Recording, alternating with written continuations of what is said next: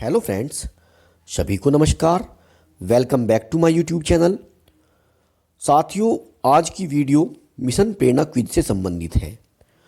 आज की वीडियो में आप देखेंगे ध्यानाकर्षण मॉड्यूल के 50 महत्वपूर्ण क्वेश्चंस।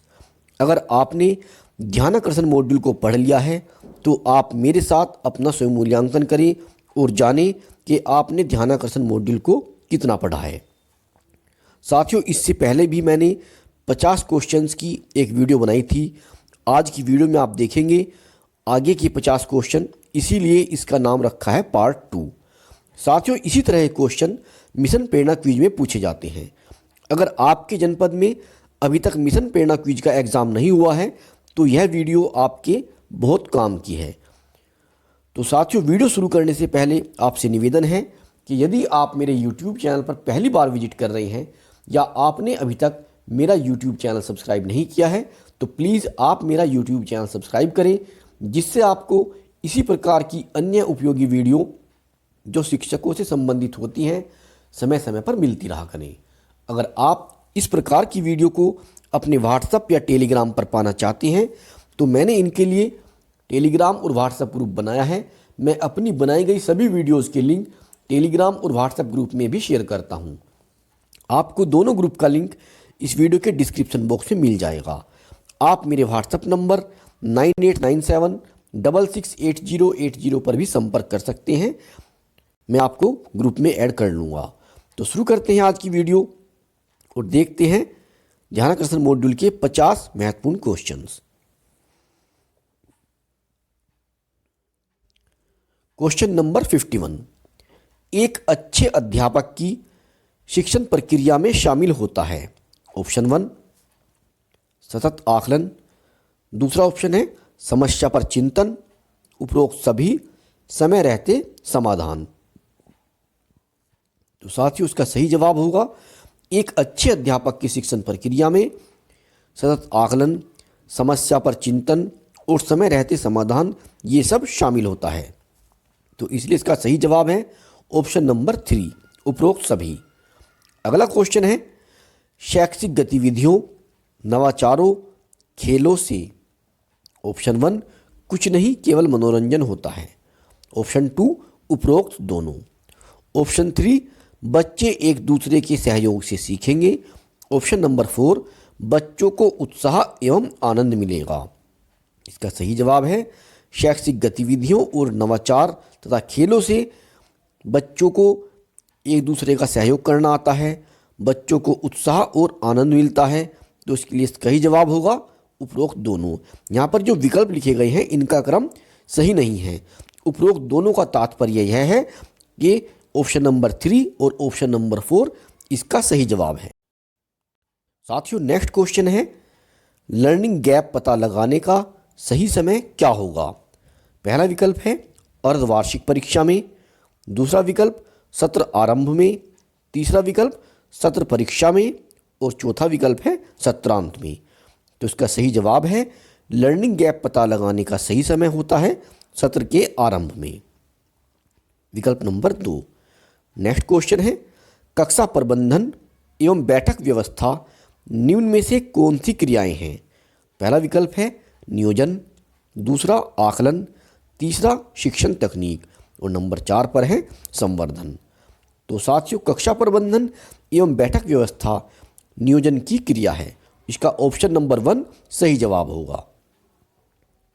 चलिए नेक्स्ट क्वेश्चन देखते हैं ध्यानाकर्षण शिविर के दौरान कितनी शिक्षण तकनीकों का प्रयोग करना है। Option 1 17, option 2 18, option number 3 20, option number 4 25।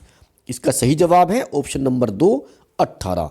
ध्यानाकर्षण शिविर के दौरान 18 शिक्षण तकनीकों का प्रयोग करना है। अगला प्रश्न ध्यानाकर्षण शिविर के दौरान कितनी साथियों, ये तो हो गया है, इसका सही जवाब विकल्प नंबर 2। अगला प्रश्न है आकलन का महत्वपूर्ण पक्ष क्या है। पहला विकल्प बैठक व्यवस्था, दूसरा है छात्र का आकलन, तीसरा विकल्प शिक्षण विधि में बदलाव, विकल्प नंबर 4 छात्रों को अंक प्रदान करना। तो इसका सही जवाब होगा विकल्प नंबर 3 आकलन का महत्वपूर्ण पक्ष है शिक्षण विधि में बदलाव करना।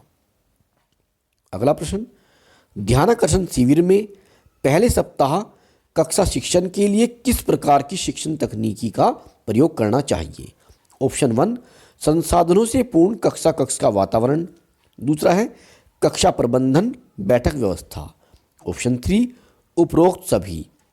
ऑप्शन नंबर 4, रोचक प्रस्तावना। तो साथियों इसका सही जवाब होगा विकल्प नंबर 3, उपरोक्त सभी। ध्यानाकर्षण शिविर के पहले सप्ताह में संसाधनों से पूर्ण कक्षा कक्ष का वातावरण, कक्षा प्रबंधन, बैठक व्यवस्था, ये तीनों शिक्षण तकनीक हमें पहले सप्ताह में यूज करनी है। तो सही जवाब है विकल्प नंबर 3। अगला प्रश्न, प्रकरण और ध्यानाकर्षण प्रभावी शिक्षण का सही तरीका है। ऑप्शन 1, अधिक से अधिक प्रोजेक्ट कार्य। ऑप्शन 2, बड़े समूह में शिक्षण कार्य। ऑप्शन 3, केवल भ्रमण कराकर। ऑप्शन 4, शिक्षण योजना और टीएलएम के साथ छोटे समूह में शिक्षण कार्य। तो साथियों इसका सही जवाब है विकल्प नंबर 4, शिक्षण योजना और टीएलएम के साथ छोटे समूह में शिक्षण कार्य, यही प्रभावी शिक्षण का सही तरीका है। अगला प्रश्न, लर्निंग आउटकम, यहाँ पर रिक्त स्थान है, आधारित है किस पर? परिणाम पर, स्कूल पर, कक्षा या फिर अभिभावक। इसका सही जवाब है लर्निंग आउटकम परिणाम पर आधारित है। इसका ऑप्शन नंबर 1 सही जवाब होगा। अगला प्रश्न, ध्यानाकर्षण मॉड्यूल में कॉन्सेप्ट मैपिंग तकनीक किस शिक्षण तकनीक के अंदर वर्णित की गई है? ऑप्शन 1, परिवेशीय संसाधनों का प्रयोग। ऑप्शन 2, शैक्षिक गतिविधियों, नवाचारों, रोल प्ले आदि का प्रयोग। ऑप्शन 3, सीखने के लिए बातचीत। ऑप्शन नंबर 4, सरल से कठिन की ओर। सही जवाब है शैक्षिक गतिविधियों, नवाचारों, रोल प्ले आदि का प्रयोग, विकल्प नंबर 2। अगला प्रश्न, भारत की भाग्य का निर्माण हमारी कक्षा में होता है किसने कहा था? पहला विकल्प है हंटर कमीशन। विकल्प नंबर 2, कोठारी आयोग।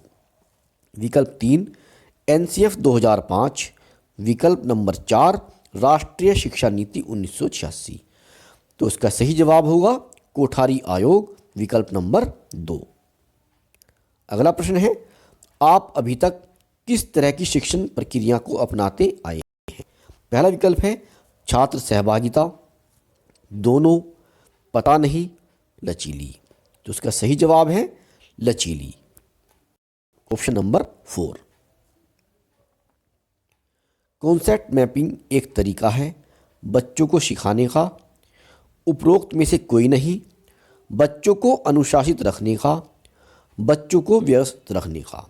सही जवाब है कॉन्सेप्ट मैपिंग एक तरीका है बच्चों को सिखाने का, विकल्प नंबर 1 इसका सही जवाब है। अगला प्रश्न, बच्चों में अपेक्षित संप्राप्ति न होने का प्रमुख कारण क्या है?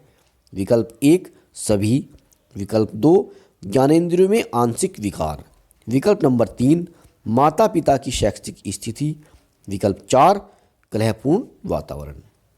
साथियों, अगर बच्चों में अपेक्षित संप्राप्ति नहीं हो रही है तो हो सकता है बच्चे की ज्ञानेंद्रियों में कोई विकार हो, या माता पिता उसके पढ़े लिखे ज़्यादा न हों, या घर में कलहपूर्ण वातावरण हो।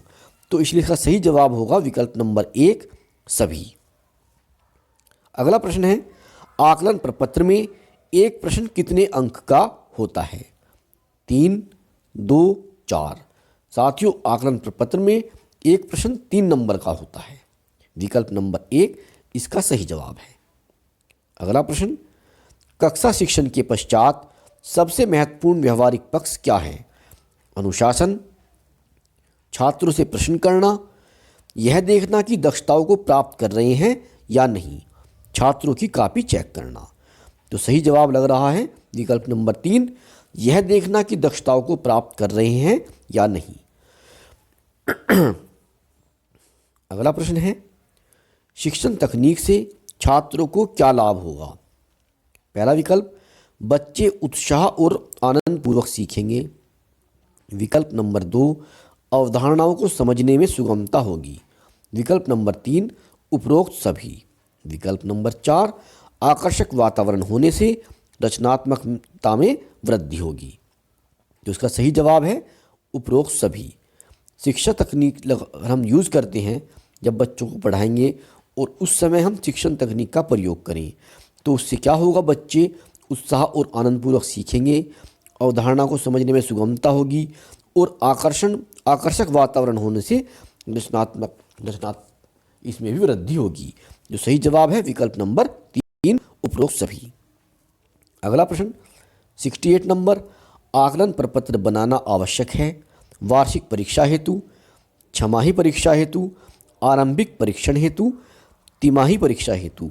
तो इसका सही जवाब है आरंभिक परीक्षण हेतु।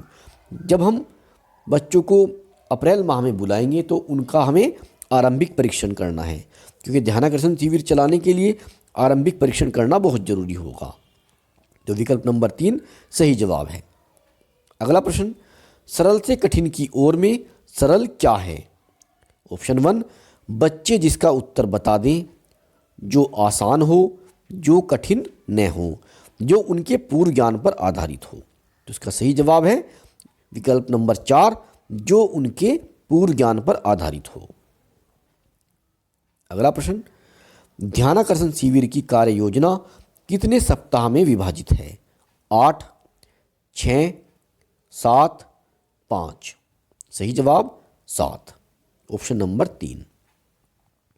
नेक्स्ट क्वेश्चन है, ध्यानाकर्षण मॉड्यूल में चर्चा की गई है शिक्षण बाधाओं की, सभी की, शिक्षण तकनीक की, शिक्षण योजना की। इसका सही जवाब है शिक्षण तकनीक की। ध्यानाकर्षण मॉड्यूल शिक्षण तकनीक पर ही आधारित है। इसमें 18 शिक्षण तकनीक दी गई हैं जो हमारे शिक्षण को प्रभावी बनाती हैं। अगला प्रश्न, आधारभूत आकलन के बाद एक शिक्षक को छात्रों के साथ कार्य करने के पूर्व क्या करना चाहिए? ऑप्शन 1, अधिगम स्तर की सूची, दूसरा विकल्प समूह निर्धारण, तीसरा विकल्प समय सारिणी, विकल्प नंबर 4 उपरोक्त सभी। इसका सही जवाब है विकल्प नंबर 4 उपरोक्त सभी। अगला प्रश्न, आपके अनुसार शिक्षण प्रक्रिया होनी चाहिए? पहला विकल्प कठोर, दूसरा पता नहीं, तीसरा विकल्प लचीली, विकल्प नंबर 4 दोनों। तो इसका सही जवाब है लचीली, ऑप्शन नंबर 3। अगला प्रश्न, प्रत्येक बच्चा सीख सकता है आप इस कथन से? पहला विकल्प पता नहीं, दूसरा है पूर्ण रूप से असहमत, कुछ कुछ सहमत, पूर्ण रूप से सहमत, ऑप्शन नंबर 4। सही जवाब है विकल्प नंबर 4, प्रत्येक बच्चा सीख सकता है, मैं इस कथन से पूर्ण रूप से सहमत हूं। अगला प्रश्न, सकारात्मक फीडबैक देने से क्या फायदा होगा? ऑप्शन 1, शिक्षक और छात्र के बीच सकारात्मक संबंध बनेंगे और सीखने में प्रोत्साहन मिलेगा। ऑप्शन 2, बच्चों की भावनाएं आहत होंगी। ऑप्शन 3, वे अधिगम में कठिनाई महसूस करेंगे। ऑप्शन 4, उन्हें अपने सुधार क्षेत्रों का पता नहीं चलेगा। सही जवाब है विकल्प नंबर 1, सकारात्मक फीडबैक देने से शिक्षक और छात्र के बीच सकारात्मक संबंध बनेंगे और सीखने में प्रोत्साहन मिलेगा। अगला प्रश्न, टीएलएम शिक्षण प्रक्रिया को किस प्रकार प्रभावित करते हैं? ऑप्शन 1, स्वयं सीखने का अवसर देकर, ऑप्शन 2, शिक्षण को रोचक बनाकर, ऑप्शन 3, उपरोक्त सभी, ऑप्शन 4, शिक्षण को प्रभावी बनाकर। इसका सही जवाब है विकल्प नंबर 3, उपरोक्त सभी। अगर हम शिक्षण प्रक्रिया में जब बच्चों को पढ़ाते हैं उस टाइम टीएलएम का यूज करें तो उससे क्या होगा, शिक्षण प्रभावी बनेगा, शिक्षण में रोचकता आएगी और स्वयं सीखने का अवसर भी बच्चों को मिलता है। तो सही जवाब है विकल्प नंबर 3, उपरोक्त सभी। अगला प्रश्न, प्रोजेक्ट कार्य ध्यानाकर्षण शिविर के किस सप्ताह में शामिल किया गया है? दूसरे, पहले, तीसरे, चौथे। इसका सही जवाब है तीसरे, विकल्प नंबर 3। अगला प्रश्न है, ध्यानाकर्षण मॉड्यूल में 10, 13, 11 आदि को अचर बताया गया है। यह चर्चा किस कक्षा के लिए की गई है? ऑप्शन 1 कक्षा 6, ऑप्शन 2 कक्षा 7, ऑप्शन 3 कक्षा 5, ऑप्शन नंबर 4 कक्षा 8। इसका सही जवाब है ऑप्शन नंबर 1 कक्षा 6। अगला क्वेश्चन है, आरंभिक आकलन प्रपत्र में किस कक्षा स्तर की दक्षताओं को शामिल किया जाता है? पहला विकल्प है वर्तमान कक्षा से पीछे की सभी कक्षाओं से, ऑप्शन 2 ठीक आगे की कक्षा, विकल्प नंबर 3 ठीक पीछे की कक्षा, विकल्प नंबर 4 जिस कक्षा में छात्र पढ़ रहा है। तो साथियों इसका सही जवाब है आरंभिक आकलन प्रपत्र में जिस क्लास में बच्चा पढ़ रहा है। मान लीजिए कोई बच्चा 5th क्लास में है तो उसमें हम कक्षा 4 के भी प्रश्न रखेंगे, 3 के भी, कक्षा 2 के भी और कक्षा 1 के भी। तो यहाँ पर आएगा विकल्प नंबर 1 वर्तमान कक्षा से पीछे की सभी कक्षाओं से। अगला प्रश्न, कक्षा शिक्षण के दौरान नहीं करना चाहिए। विकल्प 1 सभी बच्चों को गतिविधि में शामिल करने का प्रयास, विकल्प नंबर 2 आवश्यकता से अधिक टीएलएम का प्रयोग, विकल्प नंबर 3 उपरोक्त सभी, विकल्प नंबर 4 बच्चों को आपस में चर्चा करने का अवसर देकर। सही जवाब है विकल्प नंबर 2 आवश्यकता से अधिक टीएलएम का प्रयोग। अगला प्रश्न, शिक्षण कार्य करने से पूर्व क्या तैयारी आवश्यक है? विकल्प नंबर 1 इनमें से कोई नहीं, विकल्प 2 अधिगम स्तर सूची, समूह निर्धारण, लर्निंग आउटकम और समय सारणी, विकल्प नंबर 3 वार्षिक परीक्षा, विकल्प नंबर 4 सत्र परीक्षा। इसका सही जवाब है विकल्प नंबर 2 अधिगम स्तर सूची, समूह निर्धारण, लर्निंग आउटकम और समय सारणी। यह सब शिक्षण कार्य करने से पहले की तैयारी होती है। अगला प्रश्न है, ध्यानाकर्षण शिविर में समुदाय का सहयोग लेना चाहिए। पहला विकल्प हाँ, इससे उनके अनुभव का लाभ बच्चों को मिलेगा, विकल्प 2 2 3 दोनों, विकल्प नंबर 3 हाँ, इससे समुदाय की सहभागिता बढ़ेगी, विकल्प नंबर 3 नहीं, विकल्प नंबर 4 है नहीं, इससे समस्याएं बढ़ेंगी। तो इसका सही जवाब है विकल्प नंबर 2 2 और 3 दोनों। अगला प्रश्न, कक्षा शिक्षण के दौरान क्या न करें? पहला विकल्प कहानी सुनाना, दूसरा है आकलन, नंबर 3 हताशा भरे शब्दों का प्रयोग, नंबर 4 उत्साहित करने वाले शब्दों का प्रयोग। साथियों कक्षा शिक्षण के दौरान आप कहानी भी सुना सकते हैं, आकलन भी कर सकते हैं और उत्साहित करने वाले शब्दों का प्रयोग भी कर सकते हैं। नहीं कर सकते हैं तो हताशा भरे शब्दों का प्रयोग। इसका जवाब है विकल्प नंबर 3। अगला प्रश्न, ध्यानाकर्षण मॉड्यूल निम्न में किससे संबंधित है? पहला विकल्प कम अंक पाने वाले बच्चों के लिए, दूसरा है कक्षानुरूप संप्राप्ति न प्राप्त कर पा रहे बच्चों के लिए, विकल्प 3 आयु में बड़े बच्चों के लिए, नंबर 4 है आउट ऑफ बच्चों के लिए।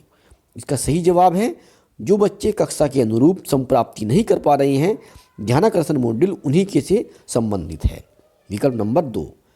अगला प्रश्न, आरंभिक परीक्षण हेतु प्रथम कार्य क्या होगा? पहला विकल्प है कमजोर छात्रों की पहचान करना, दूसरा है आकलन प्रपत्र बनाना, विकल्प नंबर 3 मूलभूत दक्षताओं की सूची बनाना, विकल्प नंबर 4 ब्लूप्रिंट बनाना। तो साथ ही उसका सही जवाब है आकलन प्रपत्र बनाना। आरंभिक परीक्षण के लिए सबसे पहले जो कार्य है वह यह है कि सबसे पहले आकलन प्रपत्र को बनाना होगा। अगला प्रश्न, आओ अंग्रेजी सीखे का प्रसारण कितने बजे होता है? पहला विकल्प 10 बजे, दूसरा है 11:20, नंबर 3 पर है 11 बजे, नंबर 4 10:20। सही जवाब है 11:20। नेक्स्ट क्वेश्चन है, आरंभिक परीक्षण में परीक्षण प्रपत्र में शामिल होता है। पहला क्वेश्चन है वस्तुनिष्ठ एवं आत्मनिष्ठ प्रश्न। इसका पहला विकल्प सही है। एक आरंभिक परीक्षण में वस्तुनिष्ठ और आत्मनिष्ठ दोनों प्रकार के प्रश्न होते हैं। सही जवाब है विकल्प नंबर 1। अगला प्रश्न, ध्यानाकर्षण शिविर में शैक्षिक भ्रमण के लिए कौन सा सप्ताह निर्धारित किया गया है? पहला विकल्प है आवश्यकतानुसार कोई भी, दूसरा है तीसरा पांचवा, विकल्प 3 पांचवा सातवां, विकल्प 4 चौथा सातवां। इसका सही जवाब है विकल्प नंबर 4 चौथा सातवां। अगला प्रश्न, आकलन प्रपत्र में ज्ञानात्मक, बोधात्मक, अनुप्रयोगात्मक तथा तर्कात्मक प्रश्नों का प्रतिशत योगदान क्रमशः कितना होना चाहिए? तो साथियों यहाँ पर 4 विकल्प दिए गए हैं और सही जवाब है विकल्प नंबर 4। आकलन प्रपत्र में 20% क्वेश्चन ज्ञानात्मक होने चाहिए, 50% बोधात्मक और 20% अनुप्रयोगात्मक और 10% तर्कात्मक प्रश्न। अगला सवाल है, कक्षा 7 के आकलन प्रपत्र में क्रमशः कुल कितने वस्तुनिष्ठ एवं आत्मनिष्ठ प्रश्न होंगे? साथियों, कक्षा 7 का जो पेपर बनेगा उसमें 20 क्वेश्चन वस्तुनिष्ठ होंगे और 5 आत्मनिष्ठ। तो सही जवाब है विकल्प नंबर 4। नेक्स्ट क्वेश्चन है, रोचक प्रस्तावना में कौन सा कार्य उपयोगी होगा? पहला विकल्प, कोई रुचिकर कविता या गीत सुनाना। दूसरा विकल्प, पूर्व ज्ञान पर आधारित प्रश्न पूछना। विकल्प नंबर 3, ये सभी। विकल्प नंबर 4, कोई घटना या दृष्टांत सुनाना। इसका सही जवाब है ये सभी, विकल्प नंबर 3। अगला प्रश्न, ध्यानाकर्षण मॉड्यूल में कुल कितने भाग हैं? 4, 8, 6, 5। साथियों, ध्यानाकर्षण मॉड्यूल में 4 भाग हैं। विकल्प नंबर 1 सही जवाब। अगला क्वेश्चन, शिक्षक के कठोर व्यवहार का कक्षा में क्या प्रभाव पड़ता है? पहला विकल्प है, बच्चे पाठ समझ न पाने के बावजूद समझ लेने की बात करते हैं। दूसरा है, बच्चे अपनी जिज्ञासाएं व्यक्त नहीं कर पाते हैं। नंबर 3 है, बच्चे पठन पाठन में रुचि नहीं लेते हैं। नंबर 4 पर उपरोक्त सभी। इसका सही जवाब है विकल्प नंबर 4, उपरोक्त सभी। अगर शिक्षक का व्यवहार कठोर होगा तो बच्चे डर की वजह से पाठ समझ नहीं आने के बावजूद भी कहेंगे कि नहीं सर, समझ में आ गया है, अपनी जिज्ञासा को व्यक्त नहीं कर पाएंगे और पढ़ने में उनकी रुचि भी नहीं होगी। तो इसलिए सही जवाब है विकल्प नंबर 4, उपरोक्त सभी। अगला प्रश्न, ध्यानाकर्षण शिविर के शिक्षण कार्य में सम्मिलित है। पहला विकल्प, चुने हुए लर्निंग आउटकम। दूसरा है, कक्षा का पूरा पाठ्यक्रम। नंबर 3, उपरोक्त दोनों। और नंबर 4 है, उपरोक्त में से कोई नहीं। तो साथ इसका सही जवाब है विकल्प नंबर 1, ध्यानाकर्षण शिविर के शिक्षण कार्य में चुने हुए लर्निंग आउटकम सम्मिलित हैं। अगला प्रश्न, ध्यानाकर्षण शिविर हेतु समय सारिणी किस भाग में दी गई है? भाग 2, भाग 1, भाग 3, भाग 4। सही जवाब है भाग 4 में। परिशिष्ट नंबर 5। अगला प्रश्न है, प्राथमिक स्तर पर बी समूह में आने वाले छात्रों का प्राप्तांक कितना होगा? 21 से 45, उपरोक्त में से कोई नहीं, 15 से कम, 16 से 20। इसका सही जवाब है विकल्प नंबर 4, 16 से 20। जिन बच्चों के नंबर प्राथमिक लेवल पर जो पेपर बनेगा कुल 45 नंबर का बनेगा, क्योंकि 15 सवाल होंगे और 3 नंबर का एक सवाल है, तो 15 गुना 3 45। 45 नंबर के पेपर में से जिन बच्चों के नंबर 21 से 45 के बीच में होंगे वो ए समूह में आएंगे, जिनके 15 से कम होंगे वो सी में आएंगे और जिनके 16 से 20 होंगे वो समूह बी में आएंगे। अगला क्वेश्चन है, एक आदर्श कक्षा में शिक्षक की क्रियाशीलता होनी चाहिए 30 से 40%, 100%, 50%, 5 से 10%। सही जवाब है विकल्प नंबर 4, 5 से 10%। अगला प्रश्न है, बच्चों के लिए वर्कशीट का उपयोग करने का उद्देश्य है। पहला विकल्प, बच्चों को कार्य करने में आनंद आएगा। दूसरा है उपरोक्त सभी। विकल्प नंबर 3, बच्चों को कार्य करने में आसानी होगी। विकल्प नंबर 4, बच्चों में स्पष्ट समझ विकसित होगी। इसका सही जवाब है विकल्प नंबर 2, उपरोक्त सभी।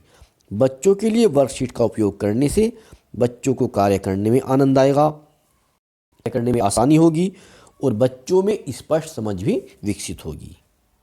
अगला प्रश्न है, सरकारी स्कूलों में सबसे कमज़ोर बच्चे आते हैं। विकल्प 1, यह एक भ्रांति है। दूसरा है, दोनों सही हैं। नंबर 3, दोनों गलत हैं। नंबर 4, यह एक सही बात है। तो साथियों, यह तो एक भ्रांति है कि सरकारी स्कूलों में सबसे कमज़ोर बच्चे आते हैं। सरकारी स्कूलों में तो होशियार बच्चे भी आते हैं। इसका सही जवाब विकल्प नंबर 1। अगला क्वेश्चन, एक आदर्श कक्षा में 40 मिनट के कालांश में छात्र की क्रियाशीलता कितनी होनी चाहिए? 25 मिनट, 30 मिनट या इससे अधिक, 10 से 20 मिनट, 20 से 25 मिनट। सही जवाब है 30 मिनट या इससे अधिक। तो साथियों, ये थे 50 क्वेश्चन जो ध्यानाकर्षण मॉड्यूल से संबंधित हैं। और अगर आपके यहाँ पर अभी तक मिशन प्रेरणा क्विज नहीं हुई है तो ये आपके लिए बहुत काम के हैं, ये आपके लिए उपयोगी सिद्ध होने वाले हैं। साथियों, आशा करता हूँ यह वीडियो आपको पसंद आएगा। अगर आपको वीडियो अच्छा लगता हो तो इसे आप लाइक करें और वीडियो पर कमेंट भी करें। इस वीडियो में इतना ही। मिलते हैं आपसे बहुत जल्द अगली वीडियो में। तब तक के लिए नमस्कार। Have a nice day.